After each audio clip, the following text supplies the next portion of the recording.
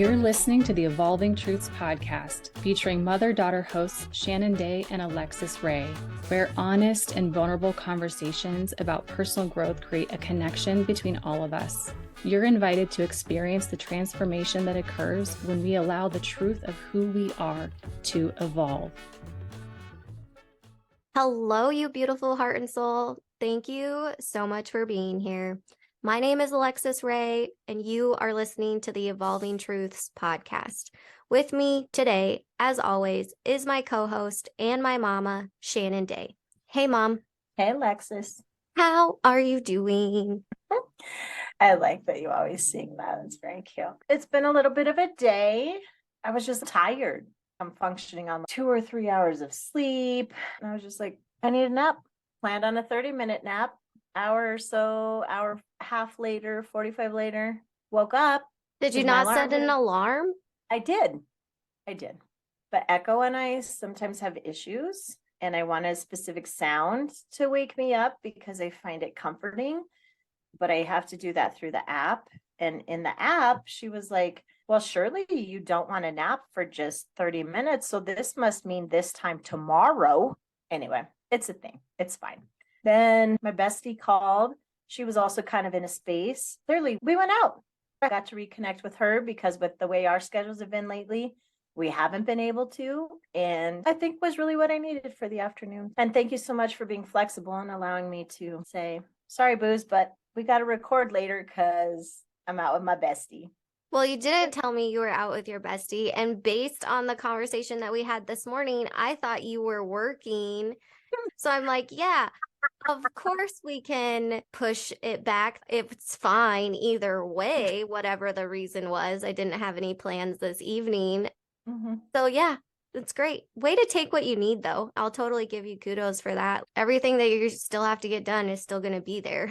It is. I mean, it's not going anywhere. And as long as you weren't on a deadline or anything. No, I wasn't. And I got to have some conversations with her about some things that have been in my head. Sometimes you got to chat with your bestie to go over things. And so it was nice to get to have those conversations. Also, super excited because then we scheduled some Galentines because we have spent Valentine's together for the last, I don't know how many years. But what we typically do no longer exists. Now we made new plans and I'm really excited about that. So that's fun. Nice. So yeah, it's not what the day was supposed to look like. Supposed to, quote unquote. It wasn't what I had intended. Right. It's not what you had planned. And I'm also okay with how it turned out. And I get to hang out with you for a bit. So I'm excited about that. How about you? How'd your day go? I get to be the cherry on top of your day. You do. Always.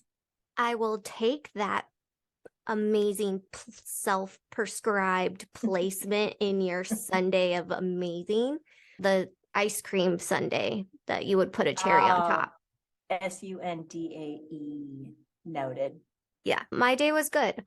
I woke up and did yoga, which was nice, made breakfast, took a shower, started laundry, started working on some work that I needed to get done. It's on my list for this week to finish. My roommate and I were both this morning just admiring how nice the weather was. I was like, we could go for a hike tomorrow. And she walked over to my room as I was working and she's like, what if we just go today? Do it. And I was like, I don't know. I have an AD appointment at 12. I have another appointment at 2:30. So we would have to go soon. And then she at first was like, we could do 4 miles. I'm like, whoa, girl, we're going to need to reassess this. So I sat with it for another 10 minutes, kept working. And then I just went over to her room and I was like, all right, let's do it. We're going to go. We definitely didn't do 4 miles. We did half of that, but we just walked and it was nice to walk on a trail and in a mountain range. We didn't get very far from the entrance of this mountain range, but that's okay. Being there was nice. And thinking back, I'm pretty sure that's my first hike. I don't know if I can really call it a hike. That was my first trail walk since all of my symptoms started in September last year. Probably since our birthday hike, yeah? Yeah. Your birthday hike. That's huge, especially with some changes that I know are on the forefront of my life. I'm glad that I got to get out there. Good for you. So both our days didn't go exactly as planned. We might have done different detours, but we did what we needed to do today, and here we is. Super nice. I'm coming to this conversation with an open mind. I'm super excited to see what you have to say about this and get some of your ideas and what has worked for you in the past as we talk about making big decisions in life. Because that's where you're at. The change is on the horizon. Not just me, we always have to make big decisions. For example, my massage therapist 2 months ago was contemplating taking a teaching job for a 6-week semester. And in my opinion, sounded like he dragged his feet and missed the opportunity. But that's a decision that we have to think about making. Moving is a decision that people have to think about making. Starting and stopping relationships, all of these are big decisions.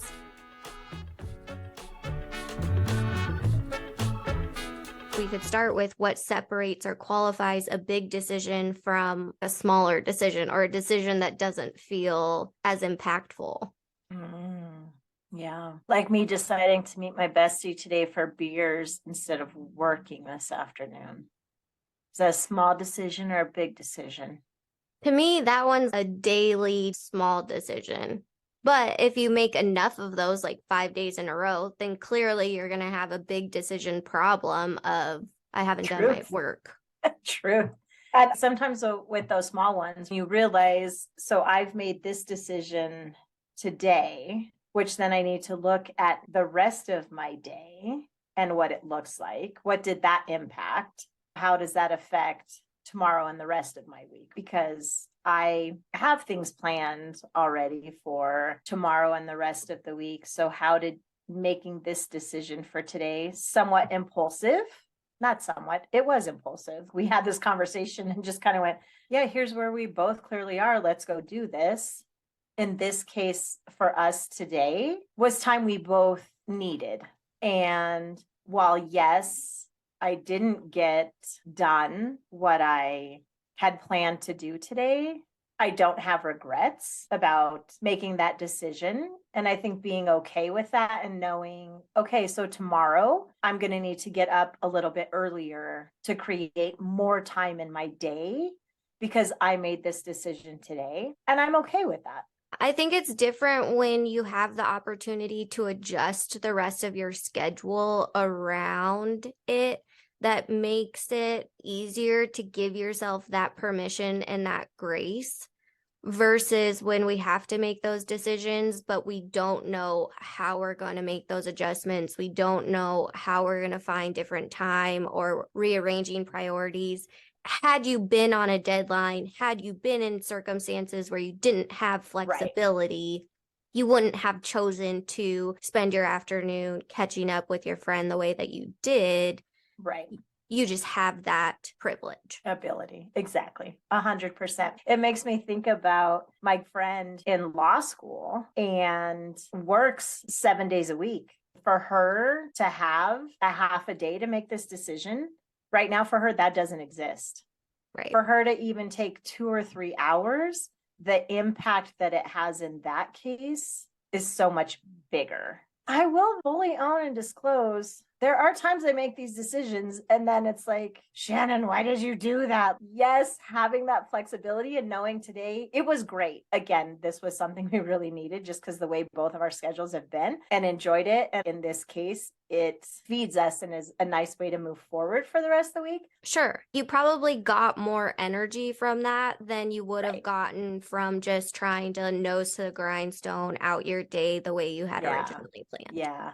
And yes, I fully acknowledge and appreciate and sit here in this space going because of what decisions I've made and chosen to do for work and where I invest my time, I have the ability to do that. While at the same time, because of what I've chosen for work or done, I also sacrifice other things because I'm not making as much money or whatever that might look like, and balancing, which I think to your point of when it comes to making these small decisions to when we're making big ones, which is something you're currently faced with, prioritizing for ourselves or thinking about what's really important to me. I feel like we've talked about this before. I always kind of touch this space sort of in the middle of my body where it's just, it needs to sit okay right here. And so making small decisions based on that, making big decisions based on that, and knowing at times you're going to make some short-term sacrifices for long-term goals. Definitely. Everything you just said was great. It really takes my mind to pros and cons or opportunity costs. We talk about opportunity costs in business. We talk about it with capital or human capital, how you invest things, but we don't necessarily always apply it to ourselves. And then when we do apply it to ourselves, I think it tends to come out as the pros and cons list. With what you're saying of making decisions, you have to weigh that, and you have to know, what am I giving up by choosing this? What am I gaining by making this decision? And what I gain, does it outweigh the risk? Does it outweigh the value of what I'm perceiving could be a negative consequence or setback or a ripple that I really don't want to have to deal with? When the decisions come up that are by choice versus decisions that you're being forced to make because of a forced set of circumstances are different.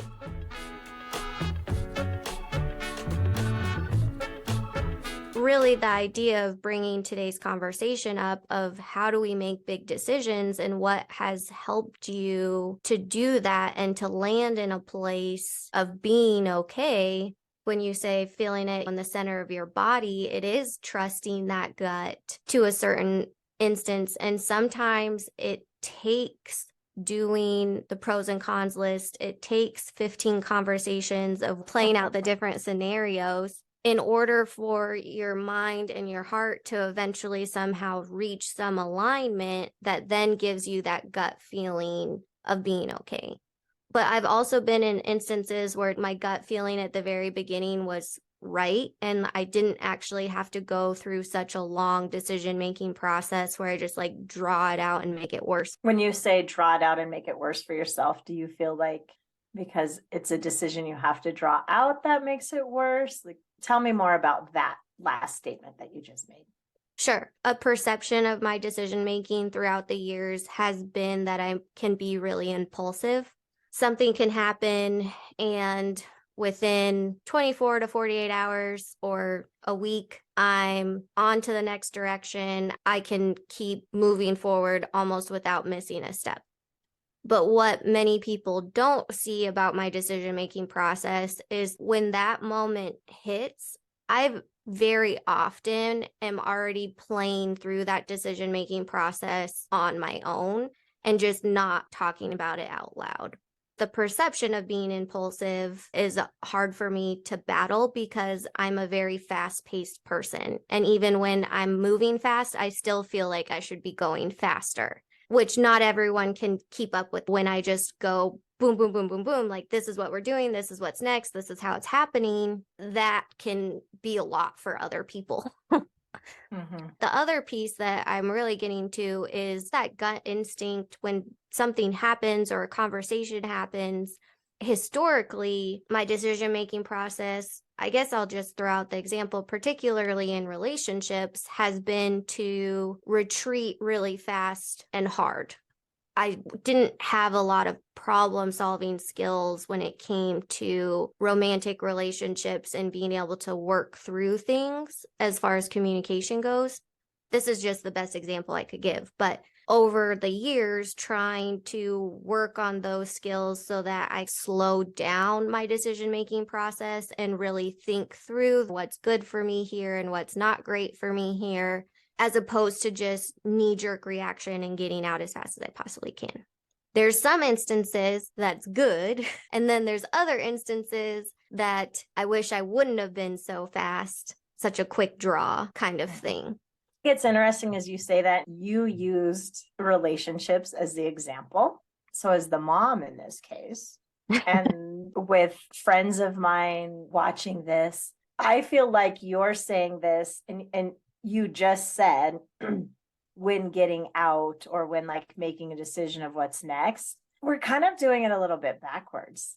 Totally. As you were just saying that, I'm like, you're like, Mom, I know where you're going. I'm like, why don't I think about it so much on the front end? Yes, especially when it comes to relationships, right? Damn. I mean, it's spending that time that you, and again, as a mom who's been with you through these, all the time that you spend thinking about it while making that decision or after you've made a decision that could feel impulsive, where you're going, oh, but maybe this, or I should have this, or I could have this, or instead of really being in that space, thinking about those things before you enter a relationship or take a next step in the relationship. Even dating is about figuring out, is this someone I want to spend time with? Is this someone we're not only compatible but maybe a little bit challenging to each other, and we're going to grow from this, and this is someone I see investing time with and spending time with. And I think sometimes in relationships, we get into it,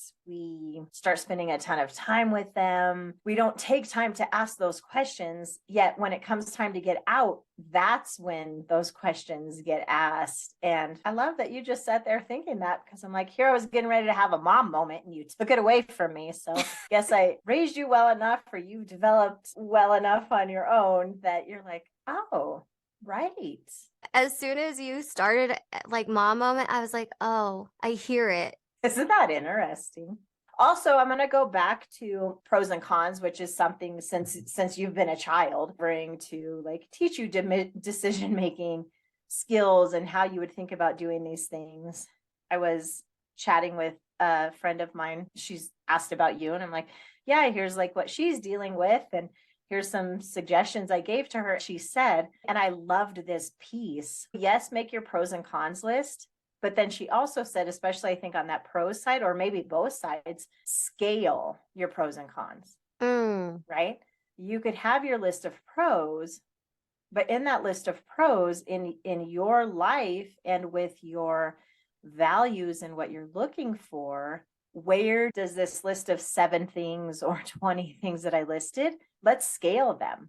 How much weight do they carry? Yeah, I loved that. I thought that was a great, because something could be a pro, yet if it's not something that's really strikes us or sits with us, matches a value that we have or something that's really important in our life, while yes, it could be a pro, if it's not that important, then is it really that big of a deal? Totally.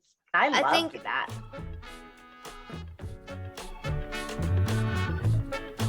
So we can just let the cat out of the bag. The decision that we are discussing, or that has really been on my forefront for the past 6 weeks, is moving back to Colorado at the end of my lease, which happens at the end of March of 2023.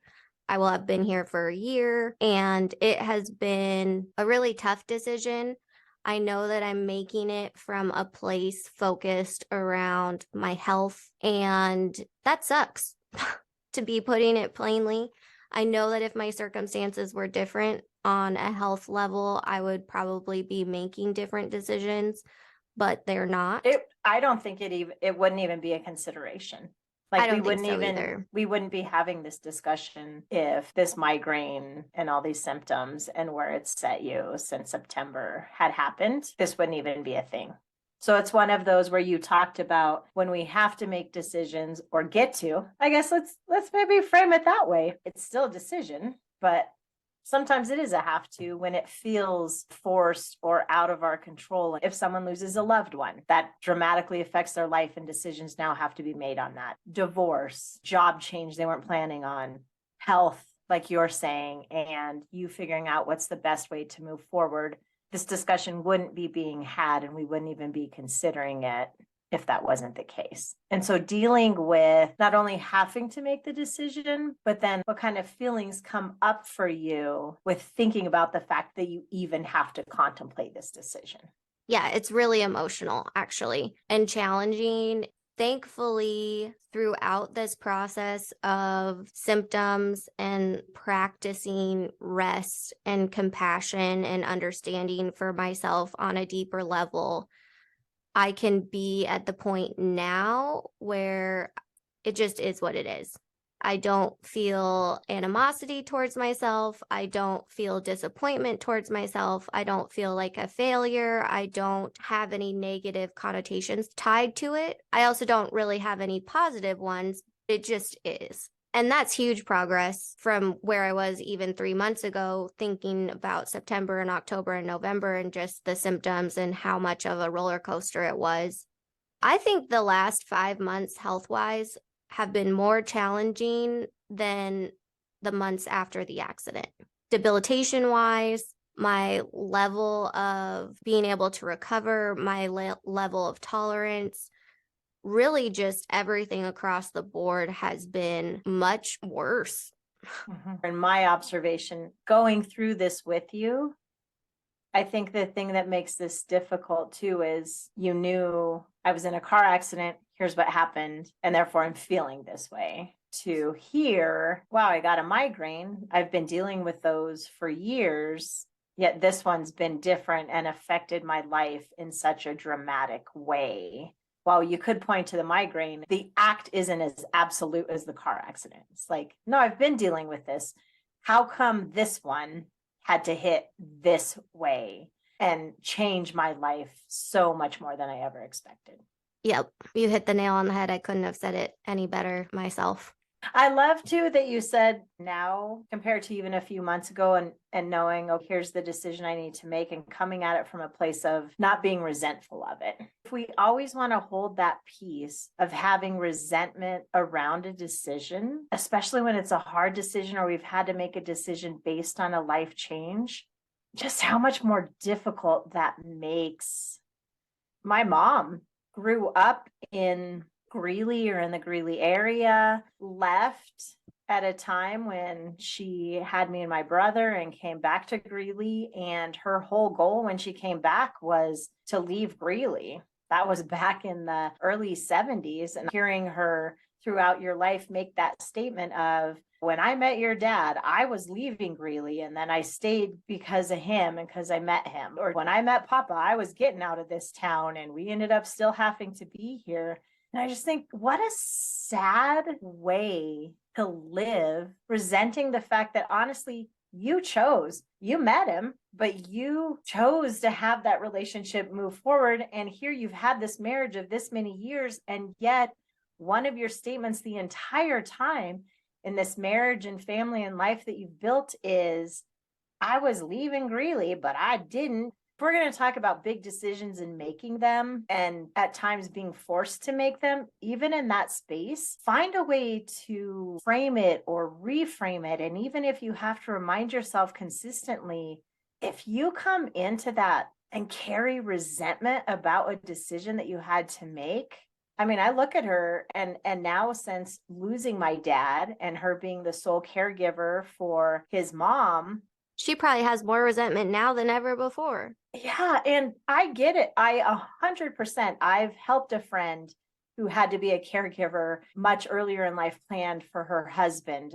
I've sat in that space and met others, and caregiving is hard work. In this case with my mom, and in the case with my friend and her husband, I was the outside person, even though I, with my friend, was there a ton and trying to help with mom and grandma as much as I can, but I'm still the outside person. But when you're in that space and you have resentment around it, it's already really hard. Continuing to have resentment about it, wow, man, I don't know. So when we think about making decisions, so even you contemplating a move back to Colorado, and not only contemplating it, but I've taken steps to make it happen. Right? Once you get here, like being here in this space and going, this is the decision I made. Had things been sure, but getting to a space of going, this is the decision I made, and now jumping in, being here and doing it without resentment about it or whatever made that have to happen. Because man, we're going to face challenges when we make decisions, whether they were the right or the wrong decision. How do we know till we make it? But if we throw in just being resentful about it and carrying that, the taste right now in my mouth is bad. It, like, physically, who wants to live like that? Yeah. I don't. No way. So when you ask me about ways of making decisions, I don't think I've resented decisions that I've had to make. And that's been probably a really conscious choice, because I've had to make some decisions in my life that weren't because of choices I made. And if I would have just continued to sit in that place of resentment, and again, when I observe my mom and hear comments and watch things, I'm like, it could look so different for you. Still hard? Absolutely. But it could look different. So I'd say once the decision's made, however it is that you got to it, man, letting that piece go. Life is short, man. I don't think resentment is something for me that has come up with this decision, because you said it well. Once you make the decision, just committing to it and going full force and making the best of those circumstances. It's all of the uncomfortability. I think that's the most challenging parts of decision making and big decision making when you're talking about career, life, family, relationship comes into play, is that gap of suffering between knowing in the back of your mind what you want, admitting it out loud, then doing the things to make it happen. And maybe all of that is internal. I know I said admit it out loud, but admit it to yourself. All of that could be internal, and all of that is what we're weighing inside of our minds or our hearts. Sometimes I can feel one emotion about something and have a totally different logical thought about it and say, oh, I understand why I'm feeling this emotion, but I don't agree with it. So when it comes to big decision making, weighing all of that. And yeah, once I made the decision that I'm going to be moving back to Colorado, it was like, okay, this is fine. And even today, getting to hike and be outside and for it to be beautiful, and the last few days here, the weather has been the best that it's been in 3 months. And instead of feeling resentment or bitter or sad, I really was thinking, what a nice way to get to round out my time here is with the best weather, and to do everything I can to make sure I take advantage of that with the 4 weeks that I have left here. I like that. I appreciate that. And it doesn't mean that you're still not going to have some feelings where you're questioning yourself and, am I making the right decision? Or, oh man, I feel this way. But I think issues sit in not making the decision sometimes. And while I say that, not making the decision, I'm not saying, well, then just jump into things and always be impulsive about them. But sometimes we just put something off. And I also think, I know for myself, the putting a decision off a lot of times comes from a space of, I know the decision I should make that would be best for me right now. It's not necessarily the one I want to make. So I'm going to ponder a little bit more. I'm going to think about it a little bit more, because then maybe my body will feel a little bit different about the decision. I'll get a different answer, right? It's kind of like when we go chat with 3 or 4 of our friends, hoping to get validation or people going, oh yeah, no, here this. Or if in that group we have even one who goes, oh no, then we're like, yeah, sweet. I knew I was thinking the right thing, right? It's kind of like the same thing when we put it off. Well, at the same time, I think taking decisions on a run, as I often say, and giving them that space and time, but also being completely honest with myself and having taken the time to get to know myself well enough that when I see certain behaviors and I recognize, no, I'm putting this off because I don't want to face something, or I don't want to move forward with the decision that I know would be best, even though it might be difficult or whatever comes next. That's when I really have to own, you know what's up. Yeah. So do it. That to me ties back into the relationship example of getting out of relationships.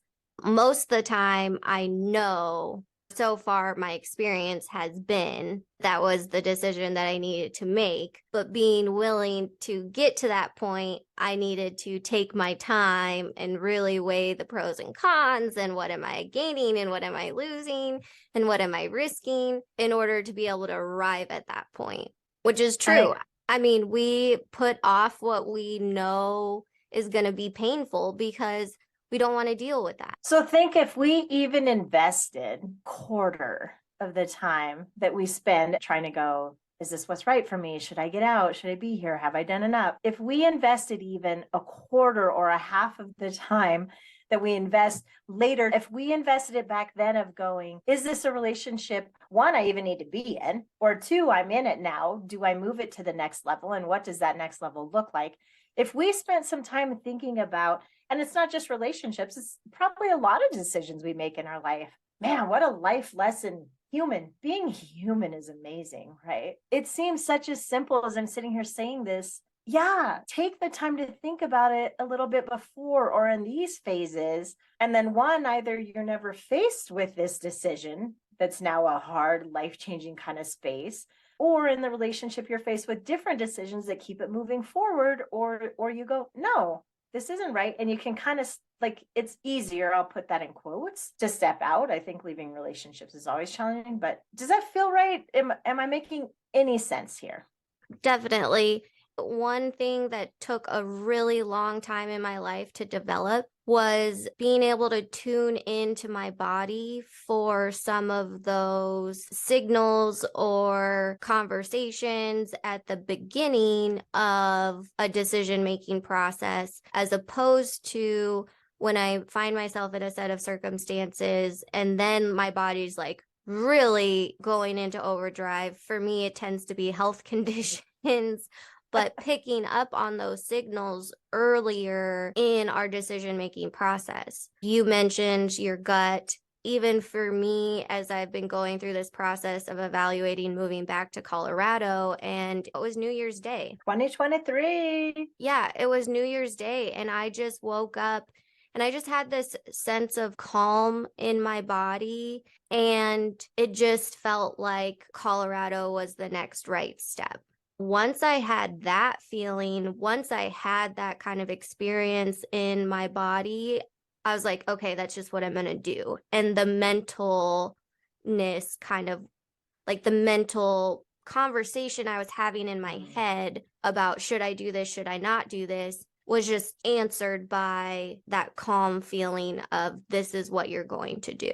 Learning that it's okay to trust our bodies too. I think as women, we're taught from a really young age, and our society has taught us this, that we can't do that. Or And that our so- bodies aren't a safe place to be.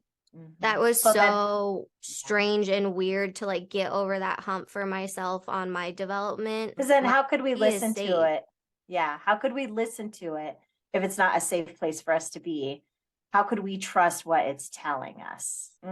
So this week, with whatever decisions you're faced with, listen to your body, weigh your pros and cons and your opportunity costs. And really, when it comes down to it, do what you inherently know needs to be done for your best self. Yeah. And not resenting the fact that you had to, I'll use quotes again. I feel like I've used quotes so often today in our discussion, but that you've had to make the decision.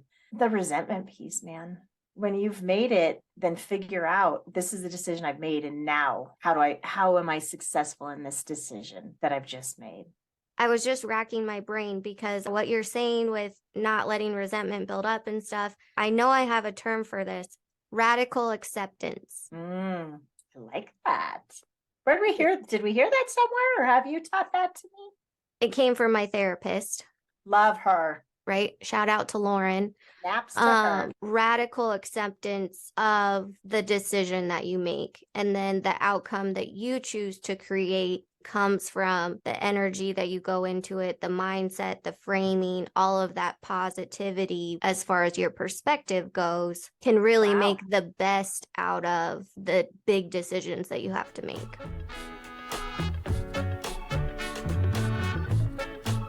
As we were starting to end our conversation in this space, I was also thinking about how important it is to not make fear-based decisions and weighing that. Again, I love the friend saying to me, scale those pros and cons, right? Weighing that. So recognizing change is difficult and sometimes fear comes, but if we're totally acting out of fear of what if, how can you, if whatever it was you were fearing didn't happen? Right, you're making it based on assumptions of how things are going to play out, as opposed to just making your decisions based on what is. Yeah. And here's what's best for me. I've thought about this for you and making this decision to come back to Colorado. It doesn't have to be permanent. I think that's another key point. Some things in life, most people would say marriage would be something that's permanent. Though Having a kid. a kid is permanent. Getting a pet is permanent. I mean, a fish, a little less permanent. A cat and dog is a little bit longer kind of commitment, but I forgot where I was going with this, and it was really good. This is just the next right step. Yes. I'm making this decision for this year, but it's not going to be forever. It doesn't have to be forever. I'm moving back to Colorado to be around family, to get support, to try and continue to get my health under control, get back on my feet financially. And who's to say in a year I don't get to do this all over again, or in 3? No decision you make, with the exception of those ones that we just listed, is overly permanent. Yeah. Going back to, so I started to say till I completely lost my thought when I was thinking about these decisions from fear. When you've said, I don't know what my health is going to be, I'm feeling like I need more support around this. As a mom, there's a piece of me that's like, you are handling it there. We are supporting you to the best degree that we can, even though you're in another state. There's definitely, I feel like, some progress and directions you'd like it to be. And just in making sure that you're not making a decision out of a space of nothing's ever going to change, or it's always going to be like this, I'm afraid, right? We're using this as an example. But as I say that, it's also so much easier for someone from the outside looking at a decision. I say outside, I'm your mom. I've been in these conversations, but I'm not in your head or your body or feeling everything you're feeling. So knowing ourselves well enough is twofold.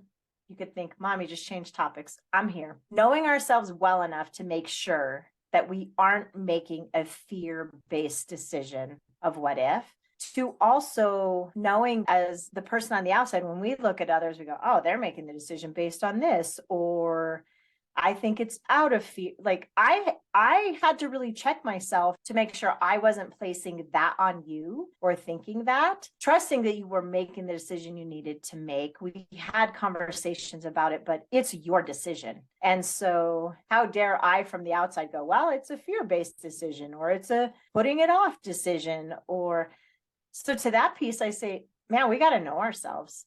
We got to spend some time doing that. And that's work. Just stay with the fear track for a second. I am fearful of getting a job and having to explain to them why I'm missing work and running out of PTO days and running out of sick days and not being able to perform to the caliber of performance that I'm used to being able to perform to. And more than anything, I'm scared of triggering myself to go back and relive what these last 5 months have been, because as we said earlier in this episode, this has been the hardest health crisis I have ever gone through.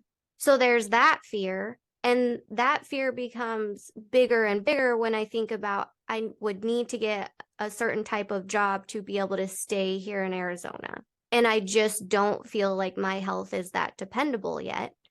And then there's the fear of, okay, going back to Colorado, going back to my hometown, which I moved away from 5 years ago, going back to old patterns of behavior, fears of going back to old standards of expectations. There's that type of fear. And then there's the third type, which I think we all deal with, when that's just the fear of the unknown. So in this case, it doesn't really feel like there's that much unknown. But when I first moved to Arizona, the fear of the unknown was huge. So letting the fear of the unknown feed you instead of paralyze you. Exactly.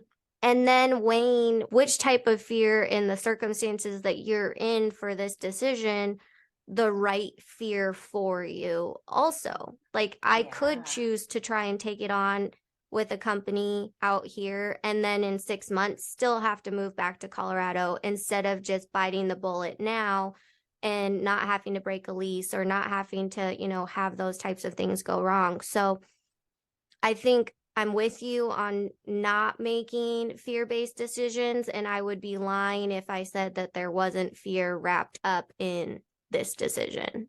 Yeah. Often in our conversations, I sit here and I think to myself, man, this is your daughter. Because Boy, did you just give me some things to think about when it comes to fear and recognizing, which in other contexts, I could say, yes, there's healthy fear and there's times we should, but in this discussion we were having, I was definitely saying, don't make fear-based decisions, and thinking of fear. And ready for the last one of today's episode, quote unquote. Now I forgot what was going in the quotes. Negative connotation. Thank you. Quote unquote negative way to how you just talked about those different types of fear, and how, again, those actually help you in the decision-making process. So thank you, Alexus. I'm going to keep that. I'm going to learn that, recognize that. I love how you could name that. And yeah, man. That brings it back to your final point, though, of knowing yourself. I've had to sit with those, and I've, again, had to really question myself. This is just an amazing example of you trying to make sure that I'm not making a fear-based decision. Also, to your credit, thank you for, as a mom and a supporter in my life, for letting me go through this decision-making process and continuing to ask questions and push me, but letting this decision be my own. You're awesome. Oh, thank you. But to any outsider looking in who doesn't know, again, this decision that I've made could look extremely impulsive without knowing how much I have put into this thought process. Yeah. And that's just circling back to like how I think people perceive my decision making and my pace, because I am too fast for other people. When I co-founded the nonprofit she was co-founder and also good friend, and there were times we'd be sitting having a discussion and I go, no. And she was like, whoa, you just jumped to like RS or XYZ, and I'm still back here on B. We barely started this conversation, but in both our cases, I think because we'd been thinking about it already, sometimes without even realizing we've been thinking about it. So when we start to have the discussion, you're right, we just go, here, boom, boom, boom, boom, boom. And when we don't always take the time to include others in the conversation, listen to what they might have to say that could help us go, oh yeah, you're right, I am at X and I should be at H. I appreciate that. This was fun. I liked having this discussion. Again, I think talking about these things, sometimes we can go, why have this discussion about making decisions? What's the big deal? Yet think how much it affects our lives. So the fact that we even took some time to have a discussion, making the decision first to have a discussion about making decisions, and then looking at it from this viewpoint, let's all think about it in our lives of making decisions. And the next time we're faced with something small or big, whatever it is this really what best serves me? Also, what have you learned when it comes to making decisions? And is this thought of thinking about making fear-based decisions, are there times that no, that does serve as well? Those would be some things I'd love to hear. Lex, is there anything else you'd love to hear? If there's anything outside of a pros and cons list, or just what you do on the front end of weighing a decision, I would love to hear different strategies and ideas about that. Because outside of a pros and cons list and just hoping that my body will give me an answer, I don't really know that I have anything outside of those two. Yeah. So what might be different that's worked well for someone? Yeah, I would love to hear that if you have any suggestions or tips or tricks or strategies that have worked for you. And this week, if you would like to have a conversation with someone about decision making, please share this episode with them. If Mom and I are totally your cup of tea, please make sure to leave a 5-star rating, leave a review with your thoughts on the show, follow the show wherever you are listening, and we will be back next week. Take care. In the meantime, please remember that life is beautiful and you create the magic. Have a good one. Connect with Shannon and Alexus and the Evolving Truths community by visiting evolvingtruthspodcast.com. Links are in the show notes. The artwork for this project was created by Julie B. Salazar and is entitled Celebration from the Inner Landscape print series. The Evolving Truths podcast is produced and edited by Shannon Day and Alexus Rae, recorded from the Corner Studio in conjunction with Alexus Rae Enterprises, LLC.